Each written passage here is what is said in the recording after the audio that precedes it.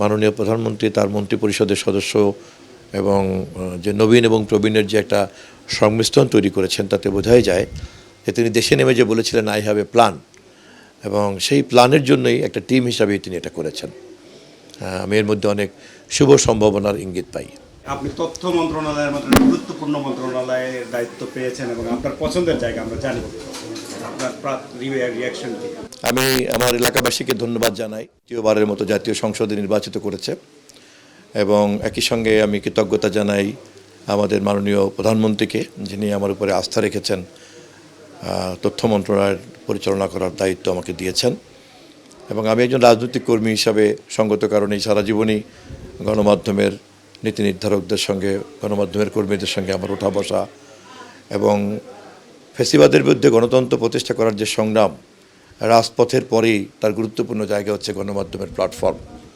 অতএব এই গণমাধ্যমের প্ল্যাটফর্মকে ভবিষ্যতে একটা প্রাতিষ্ঠানিক জায়গাতে কী করে দাঁড় করানো যায় সে বিষয়ে আমি উদ্যোগ গ্রহণ করব এবং সংশ্লিষ্ট সকল অংশীদারকে সাথে নিয়ে একটা নতুন নীতি ও কৌশল নির্ধারণ করব।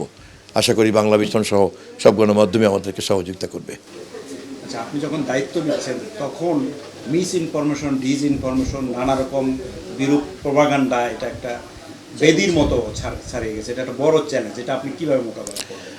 এটা শুধু বাংলাদেশের জন্যই নয়, এটা সারা পৃথিবীতেই তথ্য প্রযুক্তির যে বিস্ফোরণ এবং তথ্য প্রযুক্তির যে বিশাল ক্ষমতা এবং এটা যে একটা নতুন ইকোসিস্টেম, এই ইকোসিস্টেমের বেনিফিট মানুষ গ্রহণ করছে। আবার একই সঙ্গে এর যে নতুন নতুন বিপদের যে সম্ভাবনা বা যে ঝুঁকিগুলি রয়ে গেছে সে বিষয়গুলি তো নতুন নতুন করে আইন কানুন নিয়ম নীতি তৈরি করতে হবে। ফলে এটা যেমন আশীর্বাদ, তেমনি এটার মধ্যে লুকিয়ে থাকা ঝুঁকিগুলিকেও বের করতে হবে। আমরা দুটো ব্যাপারেই সজাগ থাকব। আপনার এই মন্ত্রণালয়ে প্রাথমিক কোন কোন জায়গাগুলোতে আপনি গুরুত্ব দিতে চাচ্ছেন? আসলে এই মুহূর্তে এই ধরনের প্রশ্নের উত্তর দিতে পারবো না আমি, কারণ আমি এখন পর্যন্ত অফিসেই বসি নাই।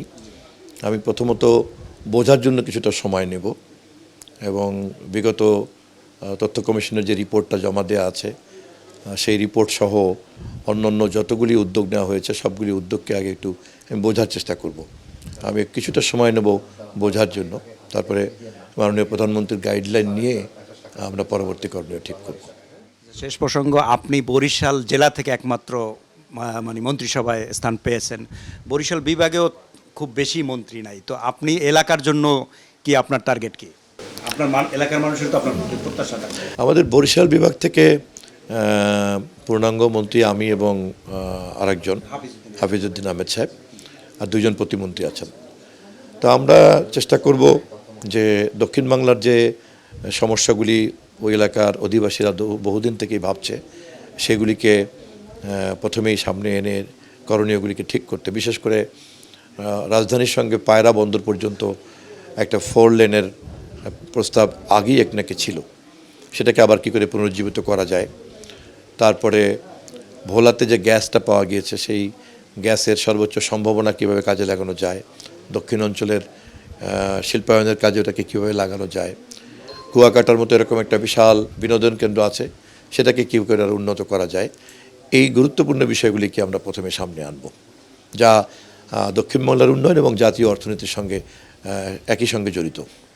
আচ্ছা, আমরা তারেক রহমানের প্রথম মন্ত্রিসভায় আমরা দেখতে পাচ্ছি প্রবীণও আছে এবং বিশেষ করে কর্ম উদ্যমী মানুষের প্রাধান্য। তো এই মন্ত্রিসভার বৈশিষ্ট্য সম্পর্কে আপনি কি বলবেন? আমি নিজে একজন মন্ত্রী, সে কারণে বলছি না, তবে আমার মনে হয়েছে যে মাননীয় প্রধানমন্ত্রী তার মন্ত্রিপরিষদের সদস্য এবং যে নবীন এবং প্রবীণের যে একটা সংমিশ্রণ তৈরি করেছেন তাতে বোঝাই যায় যে তিনি দেশে নেমে যে বলেছিলেন আই হ্যাভ এ প্ল্যান, এবং সেই প্ল্যানের জন্যই একটা টিম হিসাবেই তিনি এটা করেছেন। আমি এর মধ্যে অনেক শুভ সম্ভাবনার ইঙ্গিত পাই। ধন্যবাদ মাননীয় মন্ত্রী, আপনার সাফল্য কামনা করছি। বাংলা ভিশনের সকল দর্শক শ্রোতাকেও এবং বাংলা ভিশনের কর্তৃপক্ষকেও আমি ধন্যবাদ জানাই।